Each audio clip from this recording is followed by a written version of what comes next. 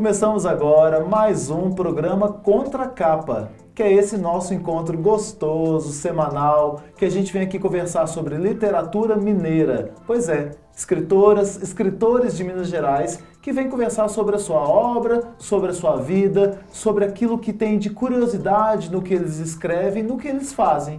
Hoje estamos aqui para conversar com a Sofia Nogueira. Sofia, seja bem-vinda a esse nosso estúdio. Obrigada, tio Flávio. É um prazer estar aqui, é um prazer estar no Contra a Capa. Eu estou muito honrada com o convite.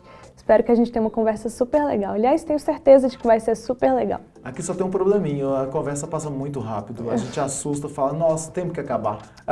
Eu imagino. E eu adoro conversar, então assim, eu não envolver o tempo passar. Mas o bom é que a gente deixa aberto para as pessoas buscarem outras referências, né? Vão no Instagram, vão no YouTube, para poder dar continuidade a essa nossa conversa aqui. Sim. Bom, aquelas pessoas que estão nos assistindo, nos ouvindo, eu vou falar onde pode nos encontrar para falar com outros amigos que também podem nos acessar. A gente está no portal do Jornal Hoje em Dia e também na TV Promove, que é o canal 12 da Claro TV, todas as quintas-feiras, às 19 horas. Mas você perdeu, não tem problema. No YouTube, Jornal Hoje em Dia BH, vai estar lá sempre com as nossas entrevistas. Mas também a gente está na Rádio Web, a Rádio Web é Hoje em Dia. E nas rádios Alvorada FM e Difusora AM de Salinas, Gorutubana de Janaúba, Rádio Cidade FM de Corinto e a Rádio Eldorado de Sete Lagoas. Bom, para apresentar a Sofia Nogueira, ela é mineira de Belo Horizonte, ela é escritora, estudante de psicologia, um trauma que eu tenho, que ainda posso resolver, porque eu tenho uma vontade muito grande de fazer psicologia, e ela é apaixonada pelo poder transformador das palavras. Olha que maravilha isso. Acredita que uma comunicação honesta e empática é a chave para o maior entendimento e conexão entre todos, e vê nos livros um caminho para impulsionar esses princípios no mundo. E aí ela escreveu um livro, que é esse que nós vamos falar inicialmente, que é Esta Também é a História do Meu Irmão. Foi o primeiro livro que ela publicou aos 17 anos. Não, eu publiquei o livro com 21, mas eu escrevi ele dos 17 aos 19. Ah, que legal.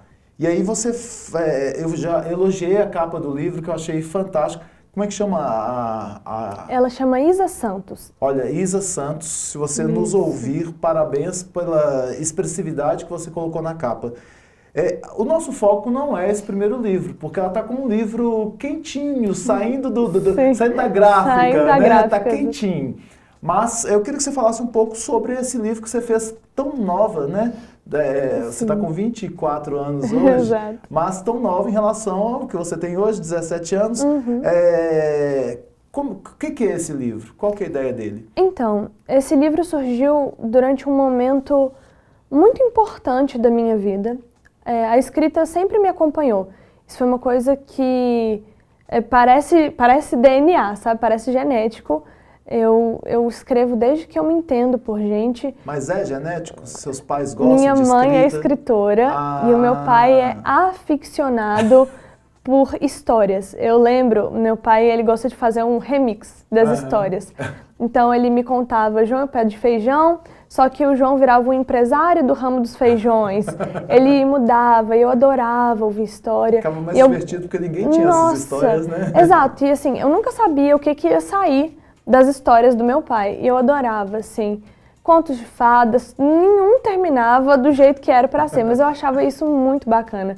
Aliás, eu gostava muito mais que quando minha mãe vinha, porque minha mãe é muito real, e aí ela sempre me contava histórias assim, uma menina chamada Sofia, com tantos anos, que curiosamente sempre batia com a minha idade no momento. Então, assim, eu gostava muito de ver o outro, mas eu acho que ao longo da minha vida foi a junção dos dois elementos que me fez construir a minha carreira de escritora atualmente.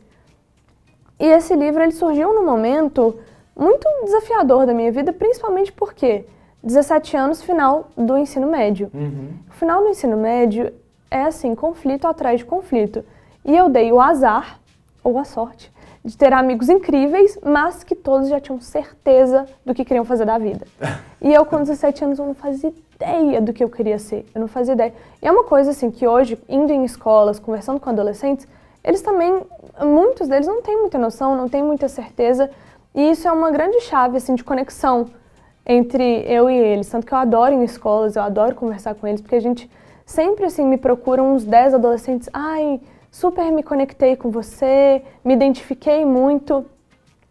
Mas eu tava nesse momento, assim, não sei o que eu quero fazer com a minha vida. A escolha profissional.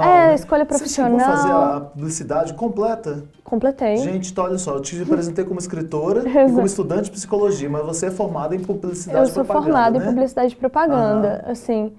E eu escolhi publicidade e propaganda, foi assim, eu comecei em cinema porque eu queria trabalhar como roteirista. Legal. Mas não rolou pra mim o curso, eu mudei pra publicidade e propaganda, muito porque eu tinha um desejo de me graduar, assim. Aí eu vi os meus amigos graduando, eu preciso graduar. E entrou a pandemia, eu falei, olha, não é a hora de decidir o que eu quero ser, eu vou formar aqui. E até mesmo para fazer uma outra graduação, eu queria ter uma como base, porque eu falei, olha, eu posso fazer uma pós, enquanto isso eu posso fazer um mestrado. Ter mais maturidade. Eu acho que isso fez muita diferença para o meu processo dentro da psicologia, porque eu entrei, assim, muito certa do que eu queria, e eu entrei com objetivos muito claros. Eu sempre soube também que eu queria ser psicóloga para ser uma escritora melhor. E eu entrei na psicologia com essa pretensão. E aí esse primeiro livro, então, veio desse monte de conflito. Ele veio desse monte de conflito, exato. Eu sou muito família, muito, muito família. E a minha mãe e eu sempre fomos muito próximas. E ela via esses conflitos, ela participava deles. E eu era uma grande iniciadora de histórias.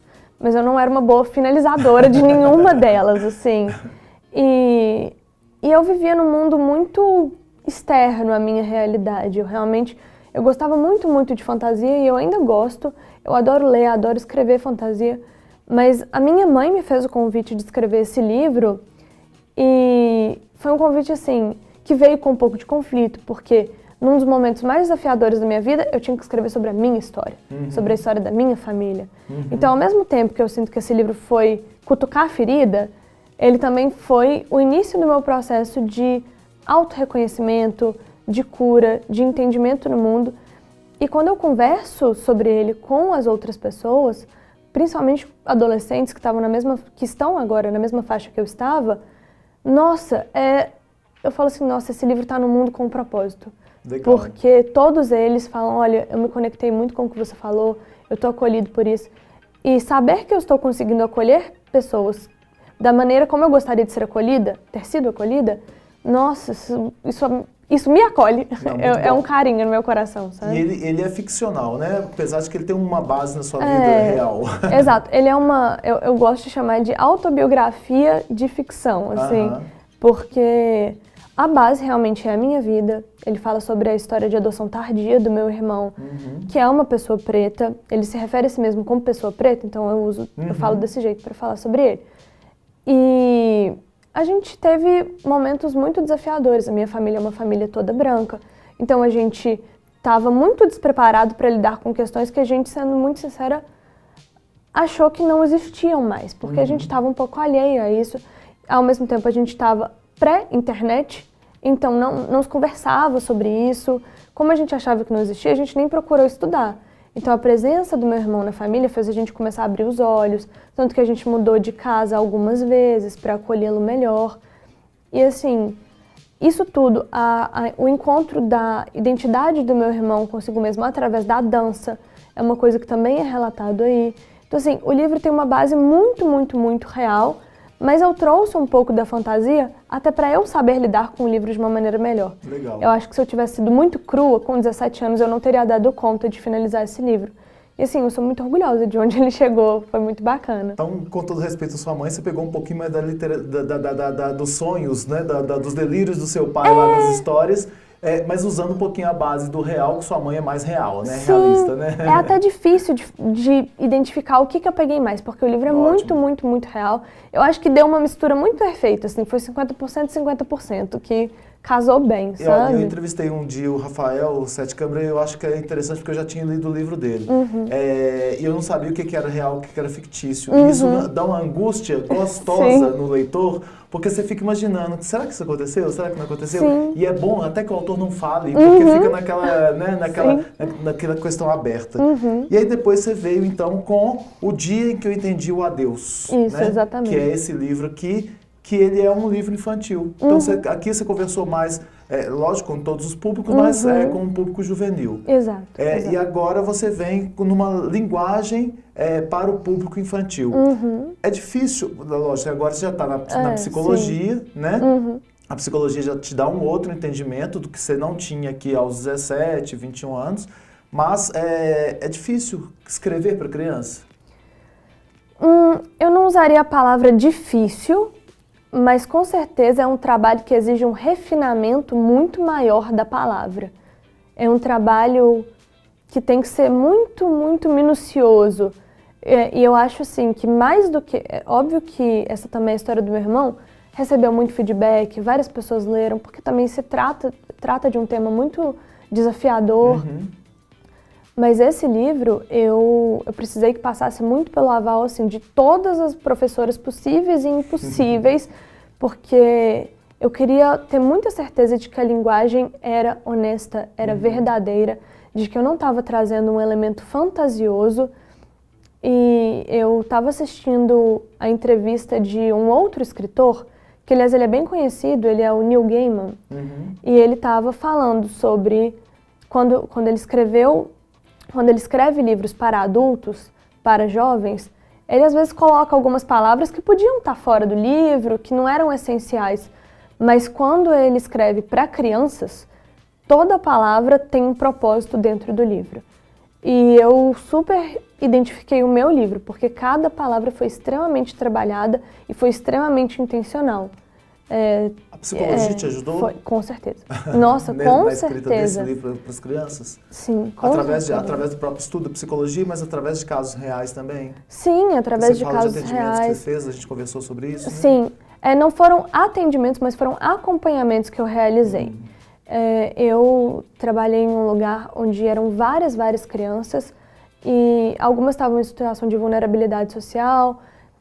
E durante esse trabalho a gente percebia, poxa, essa criança aqui, ela tá um pouco triste hoje, o que está acontecendo? E eu acompanhei o caso dessa menina que tinha perdido a mãe e que desenvolveu um pânico de igreja, de outros símbolos que remetessem à morte, porque o processo dela de lidar com o luto foi muito desafiador. Mas por que falaram para ela o quê? Porque falaram com ela que os anjos tinham levado a mãe dela. Então ela desenvolveu um pânico de ver a figura de anjo. Quando ela ia dormir, às vezes ela relatava que ela estava vendo essas figuras, muito provavelmente, igual quando a gente vai dormir, que um casaco vira um monstro quando está pendurado na cadeira, ela viu os anjos e ela achava que ela ia ser levada como a experiência do velório. Ela não foi preparada para essa experiência, ela chegou lá, foi muito chocante. Ela foi muito poupada de todo o processo da mãe, da perda da mãe, então ela também não tinha noção do que estava acontecendo enquanto a mãe adoecia na frente dela. E aí ela desenvolveu um pânico. Eu falei, não foi exatamente esse o momento, mas esse foi um dos momentos onde eu falei, nossa, precisamos conversar sobre luto com as crianças, porque elas passam por isso. Pois é, e aí vem porque parece que as coisas, é a percepção seletiva, né? As coisas vão acontecendo e a gente vai casando com elas, né? Sim. O que é que de fato foi um impulsionador para que esse livro nascesse? Olha, esse livro é muito difícil falar, nossa, caiu uma maçã na minha cabeça, decidi. Né? Mas eu fui convidada a escrever esse livro também. Como eu te disse, eu sou muito família e parece que a minha família perpassa os meus processos criativos. Eu estava conversando com uma tia sobre luto, sobre morte, sobre esse processo de perda. Eu perdi um amigo muito nova também e foi um processo muito complexo para mim. Então a gente estava conversando sobre isso e ela virou para mim e falou, olha, Sofia, por que você não escreve um livro sobre isso? Quando o seu avô morreu, eu conversei com o seu primo de uma maneira muito honesta. E eu acho que isso fez muita diferença para ele. Por que você não passa um tempo aqui? Porque a gente pode conversar um pouco mais sobre isso, a gente vai ter mais tempo e você aproveita e escreve um livro sobre isso. E a ideia é que fosse um livro bem pequenininho, não contando esta história, mas contando a história do diálogo que ela teve com o meu primo. No fim das contas, eu acabei nem escutando qual era esse diálogo, porque a vida foi se fazendo e eu acabei não tendo essa conversa com ela. Mas passei um tempo na casa dela e fui com essa intenção. Eu falei, eu vou sair daqui com este livro escrito. Então eu passei dias, assim, foram dias de estudo muito intenso para mim. Eu realmente tive um processo muito imersivo para escrever esse livro, onde eu estudei não só sobre luto, mas sobre a comunicação com a criança, sobre o luto dentro da infância. E assim, eu sou suspeita para falar, mas eu acho que ficou um trabalho muito bacana. E eu acho que casou super bem com a ilustração. E pelos feedbacks que eu estou recebendo, está sendo um livro muito bacana. Uma das minhas primeiras leitoras mais jovens foi uma menina que, coincidentemente, ela tinha acabado de perder o avô, tinha um mês, mas ela não tinha chorado. Ela estava num processo assim que o pai estava estranhando muito, porque eles eram muito próximos. E ela leu o livro e começou a chorar, assim que ela terminou de ler o livro. E o pai me relatou, olha, foi a partir desse momento que ela começou a processar a morte. É interessante quando a gente fala sobre isso, porque se falar sobre mortes de adulto já é um tabu, né? Se falar sobre a morte em si já é um tabu, a gente vai falando, dentro do estudo do luto, você vai falando sobre essa questão da comunicação da morte, que também impacta muito, né, em como que as pessoas recebem, e o processo da morte mesmo, como é que ele é comunicado às pessoas da família, tudo isso mais. Agora, ao lidar com uma criança, ainda tem outros contextos que têm que ser levados em consideração. E a gente não fala sobre luto também, né? Porque a gente olha e fala, poxa, mas você perdeu seu amigo, já tem 3 meses, você ainda tá nessa, né? Vão sair, vão reagir, olha o sol, né? E aí a gente tem assuntos, quando eu falo olha o sol, porque as pessoas quando estão deprimidas, né? Falam assim, meu Deus, você tá nessa depressão aí, pelo amor de Deus, né? Deus fez tantas coisas, olha o sol perfeito. E aí você se cobra cada vez mais ainda de que assim, moxa, eu não tô conseguindo ver. Olha como o mundo é lindo, vamos para uma festa, vamos curtir, vamos fazer alguma coisa. E às vezes a pessoa tá na festa e volta e continua com depressão. Isso não vai fazer diferença durante o processo. E tem tanta gente que tá na festa sorrindo e dançando e que tá no luto. Exato, né? sim. Porque as reações são diferentes. Mas falar com uma criança já é um assunto mais difícil.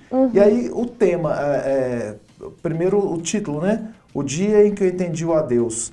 Como é que desenrola essa história? Então, essa história, eu trabalho muito essa existência da infância como um lugar neutro. O que a criança manifesta é o que é aprendido. Tanto que a gente tem culturas que lidam muito melhor com a morte. Porque isso é aprendido, isso não é uma coisa intrínseca do ser humano. Eu tenho esse modus operandi de fábrica, assim, eu sempre lidei com a perda dessa maneira.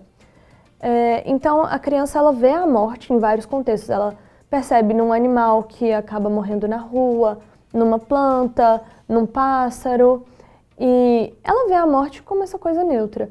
Os pais dessa criança, que já veem a morte como essa coisa muito terrível, como essa coisa muito ruim, eles falam com ela, olha, não olhe a morte, se afaste da morte, não se aproxime dela. E aí ele se fecha dentro de casa e se nega a ver a morte. Passa-se um tempo e o avô dele vem morar na mesma casa que ele. E o avô não teme a morte. O avô conversa sobre a morte com muita naturalidade. Eles às vezes observam a morte, e isso é uma coisa muito natural. E ele passa a achar que a morte não é uma coisa tão assustadora. Até que a morte aparece na casa dele. E ele fica assim, olha, se meus pais me mandaram trancar ela para o lado de fora, como que ela entrou? Ele acompanha a morte e vê o seu avô morto. Ele conversa com o avô e o avô não responde, ele percebe que o avô está um pouco mais pálido, que o avô não respira. E ele tem essa conversa sobre tudo que o avô dele ensinou sobre a morte, de uma maneira muito natural. Ele fala, olha, e meu avô não respondeu porque eu entendi, ele tinha morrido. Só que a partir do momento que os pais o vestem de preto e o levam para o velório, e ele percebe que as pessoas estão tristes, que os pais dele estão muito, muito tristes, ele fica com raiva. Ele fala assim, como que a morte fez isso com a minha família, com as pessoas que eu amo? Eu tô com saudade do meu avô, eu tô com raiva, eu tô com angústia. E nesse momento ele vê a morte e vai acusá-lo. Olha, você fez isso com a minha família. Olha o que você está causando. E a morte o guia pelo processo do luto. Fala, olha, você vai sentir coisas que serão difíceis, mas sinta. Passe por elas, converse com seus amigos, se permita sentir o que você tiver de sentir, que às vezes não vai ser bonito, que às vezes vai ser desconfortável, mas passe por isso. E é óbvio que ela fala isso numa linguagem muito mais infantil e muito mais objetiva do que o que eu estou narrando, mas aí ela caminha com ele durante esse processo até que ele entende que a morte realmente é uma parte da vida e que o que tiver de doer vai doer, mas que a vida também cresce em torno desse luto e ele vai eventualmente perceber coisas novas, ter novas boas memórias sem o avô dele. Você me conduziu para a história, tá? Exato. O que você está contando, eu estou vivendo cada passozinho desse aí. É lógico que tem mais coisas aqui dentro, mas é importante que você traz, através de ilustrações lindas, né? Que eu não vou mostrar não, só para poder deixar as pessoas com um gostinho aí, mas Vitória Koch, que foi a pessoa que ilustrou esse seu segundo livro. A capa é muito linda também. Então, e tudo que faz é um contexto, né? Quando a gente escolhe o título, tem a história e tem a capa, elas têm que conversar entre si. Sim. Como lidar? Hoje você está falando aqui sobre duas dores, né? Você fala sobre a dor aqui dessa questão das indecisões do adolescente no seu primeiro livro e outras mais, e está falando sobre a dor da morte, ou sobre, né, a morte em si.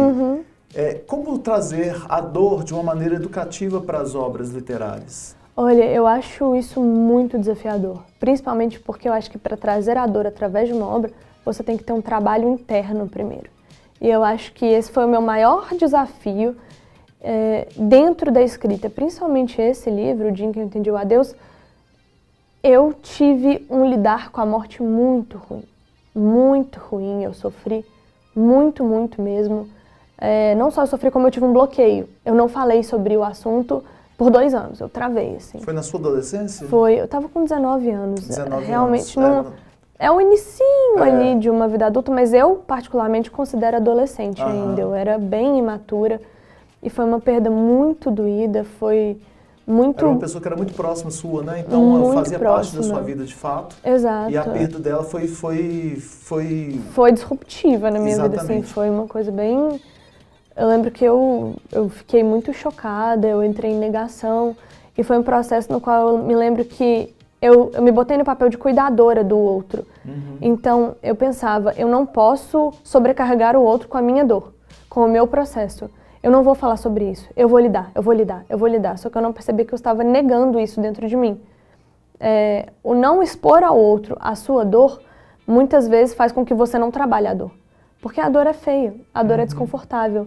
E eu acho que a gente não romantizar a dor e não tentar trazer isso para mas vai passar, mas fulano tá num lugar melhor. Essas coisas não adiantam. Exato. Porque são frases bem escritas, né? Que já estão sendo ditas há muito tempo. E eu até entendo a intenção de muita gente, né? De falar, não, vai ficar tudo bem, ele descansou, né? Exato. Coisa desse tipo. Mas, na verdade, assim, uma pessoa falou comigo, quem disse que ele estava cansado? Né? Sim. E quando a gente tem a questão da morte, ela é pra gente assustadora porque, lógico, a gente vai deixar de ver as pessoas, mas a gente não é preparado para ela. Não. Eu lembro de um dos livros da Elizabeth Ross, né, Kübler-Ross, que é uma das pioneiras aí em falar sobre morte, era uma médica, e ela tem uma história de um coelhinho, ela tinha um trauma com esse coelhinho, e quando o coelhinho morreu, tentaram substituir o coelhinho, porque não pode falar com a criança sobre a morte, né? Exato. E aí você vem justamente conversando, porque tem muitos pais que podem falar assim, não, isso aqui eu não vou dar pro meu filho. Sim. Né? Porque é um direito dele. É um direito, eu entendo. Mas não vou dar pro meu filho porque vai trazer provocações diversas, ele pode não entender, ele pode se deprimir, mas a gente está tendo um índice cada vez maior de pessoas deprimidas porque não deixar a depressão falar sobre ela. Não falar sobre ela, não deixar ela aparecer. Não é fechar a porta, ela vai entrar pelas frestas, Exato. né? A Nalu Saad, que é uma escritora mineira, ela tem uma filha com depressão e ela fala sobre isso nos textos dela. Sim. Aí você vem então agora fazendo o desafio eu não estou falando que é um desafio que é obrigatório, Eu entendo. mas de chegar na casa e a criança ler isso aqui dá a possibilidade de falar sobre a morte, Sim. né? Como é que tem sido isso? Eu... Porque esse nosso programa ele vai ao ar justamente no final do mês das crianças, outubro, e início do mês de novembro, que se tem o Dia de Finados. Sim. Né? A gente está com dois encontros aí, crianças e finados. Fala pra gente sobre isso. Então, é óbvio que o livro ele foi feito para falar sobre morte, porque a morte dilacera e pode parecer até cruel, mas se deixe dilacerar. Deixe que a coisa passe por você, permita, olhe, observe, e negar a criança disso é quase cruel, porque a criança vai sentir a perda, ela só vai sentir que ela não pode falar sobre isso. Ela não vai, muitas vezes, ser conduzida por como eu dou atenção aos meus próprios sentimentos, porque isso também é aprendido. Como que eu vou lidar com essas sensações difíceis? Se não se fala sobre isso, a criança só não lida. Ela é negada a isso. E o livro fala sobre morte, mas é um livro que, pelo menos todas as pessoas que leram, e eu fiz com essa intenção, elas, mesmo que não tenham perdido alguém para a morte, elas relatam que traduz muito bem o sentimento de perda. Uma jornalista que leu o livro, ela falou, olha, eu sei que é sobre morte, eu vou mostrar para o meu filho, eu sei que ele vai gostar e entender, mas eu não consegui parar de pensar no meu divórcio. E isso é uma coisa que eu acho muito, muito intensa na vida, e eu estava assistindo uma palestra de um homem que eu não me lembro o nome, mas que ele fala uma frase que ficou muito comigo. Na vida, ou a gente perde de se separar mesmo, às vezes nem com o conflito, mas tomar caminhos diferentes, ou a gente morre. Não tem outra opção. Então, a gente vai ter que encarar esse sentimento em algum momento. E não é só a morte, mas é um amigo que mudou de cidade. Emprego que se perdeu. Um emprego que se perdeu, um término de relacionamento que aconteceu, uma situação onde você tinha muita certeza que ia dar certo e a coisa não aconteceu da maneira como você queria. Se negar o direito de estar frustrado, não vou me abalar, agora é bola pra cima. E aí eu não vivi em outras gerações, para te falar, mas eu sinto que nesta geração, onde tudo é muito televisionado, tudo é muito exibido, a gente se nega muito estar mal. E aí não pode, e traz a culpa de como que todo mundo está bem, menos eu. E às vezes as pessoas não estão bem. Não estão bem, né? Acho que, pra falar a verdade, ninguém tá bem. Nem em certa medida, né? Estar bem não é um ponto de equilíbrio unânime, assim, de estar chorando ou sorrindo, carinha fechada, carinha triste, né? Isso é muito interessante falar, porque quando a gente fala sobre dores, as dores não são medidas, não há uma métrica. Eu não achei nas lojas de construção uma métrica para dores, né? Então, quando alguém fala assim, poxa, mas o menino acabou o relacionamento com a namoradinha dele, ou vice-versa, e ele está sofrendo esse tanto, porque eu estava um dia viajando de ônibus e eu ouvi uma mãe contando que o adolescente, filho dela, a menina acabou o namoro e ele tentou matá-la, de fato, e tirar a sua própria vida. E ele não conseguiu os dois, graças a Deus. Mas aí alguém falou com ela, poxa, mas é um problema tão pequeno. Tão pequeno. E aí a gente tem que começar a nos educar para a questão dos tamanhos do problema, Para né? quem é pequeno. Porque às vezes para ele não é pequeno. A gente tem que saber como lidar com as situações, enquanto pai, enquanto professor, enquanto sociedade, para orientar, né? Para estar do lado. E aí a gente tem que tirar essa questão dos tamanhos dos problemas. Não, exatamente. E uma coisa que eu trabalhei muito no livro é de você precisa se guiar por esses processos. Porque o luto, a perda, é muito individual. Só você sabe o que você está sentindo. O outro pode achar que sabe. Ele pode empatizar com o seu sentimento, mas não está nele. E aí eu sinto que muitos pais se frustram muito porque eles conversam com os filhos, às vezes falam, vamos ficar bem, vamos tomar um sorvete, vamos fazer alguma coisa. E penetrar essa dor é impossível. E é muito difícil para um pai, para uma mãe, para um cuidador, ver a criança sofrendo. Então, quando você fala, olha, pode ser que algum pai não queira falar sobre isso, eu entendo, porque dói mesmo. Não dói só na criança, mas dói em si. Porque é remeter a uma perda pessoal, é remeter a um corte de relacionamento com os pais, com um ex-marido, uma ex-mulher. São várias situações onde a gente passa pelo sentimento de luto, mesmo que não só a morte. E eu entendo querer preservar a criança disso, mas fingir que não existe não é deixar de existir. Exatamente. Não é deixar Talvez de não existir. seja o caminho. Não. Sofia, obrigado. E para te achar, como que a gente faz? Sofia Nogueira, escritora. E só uma atenção, vou até falar para a câmera que o Sofia é com PH. Então é SOPHIA Nogueira, escritora. Ok. No Instagram. Exato, no Instagram. E para quem lê o livro, eu adoro feedback, eu adoro que me fale, eu achei isso, senti isso. Porque isso é muito importante para mim durante o meu processo como escritora, porque eu entendo que são temas difíceis e outras observações podem me trazer algum detalhe que eu acho muito especial. Então, quem quiser me dar um alô, estou super disponível, tá? Então, ótimo que a gente se encontre por aí e que você volte com o próximo livro. Sim, Flávio, foi um prazer, sério. Viu? E o tempo passou Não, o tempo, e não... E ainda bem que não é perda de tempo. Sim, né? exatamente. A gente vai lidar com isso muito bem. Exato, então ótimo. Sofia, obrigado. Até o próximo, Obrigada, então, tá? Até, tchauzinho. E a gente fica aqui com o nosso programa Contra a Capa. Até o próximo episódio.